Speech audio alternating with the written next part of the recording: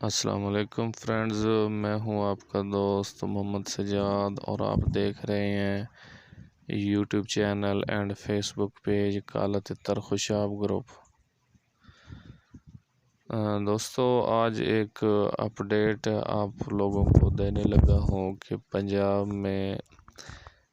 مرغیوں کی بیماری آئی ہوئی ہے مختلف علاقوں میں، اور تتر کو بھی مرغیوں سے بیماری لگتی ہے۔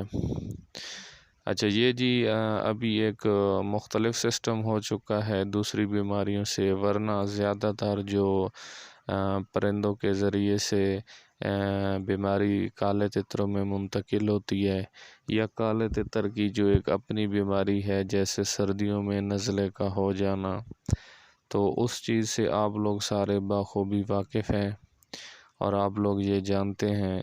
کہ تتر کو نزلہ کیوں ہو جاتا ہے اور اس کی روک تھام کے لیے ہم کیا کرتے ہیں اور کس طرح اس کو نزلے سے بچاتے ہیں۔ تو یہ جی ایک بڑی پرانی بیماری ہے مرغیوں میں، رانی کھیت کے نام سے مشہور ہے، اور میرے تتر کو بھی یہ لگ گئی ہے۔ تو نیکسٹ حصے میں آپ کو بتائیں گے کہ اس کو آپ نے کیسے روکنا ہے۔ اچھا جی، سب سے پہلے میں آپ کو اس کی علامات بتاتا ہوں۔ اس کی علامات یہ ہے کہ یا تو اس میں بالکل ہی آپ کا پرندہ کھانا پینا چھوڑ جائے گا، جو بھی اس کی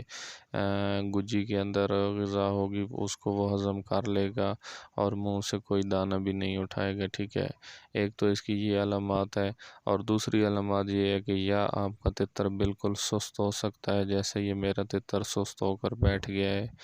یا پھر یہ ہے کہ بالکل ہی ہلکا پھلکا آپ کا تتر دانہ دن کا کھاتا رہے گا اور سست ہو کر نہیں بیٹھے گا۔ لیکن اس کی مین وجوہات یہ ہے کہ تتر کوئی بھی جو ہے وہ اپنی چونچ سے دانہ نہیں اٹھاتا،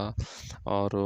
جو کچھ اس کے معدے کے اندر یا اس کی گجی کے اندر ہوتا ہے اس کو وہ ہضم کر لیتا ہے،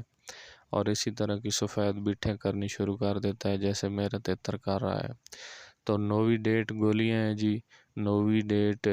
گولیاں ہے 250 mg، وہ آپ نے لے آنی ہے، اور اس کا چوتھا حصہ جو ہے وہ آٹے میں ملا کر آپ نے اپنے تتر کو کھلانا ہے۔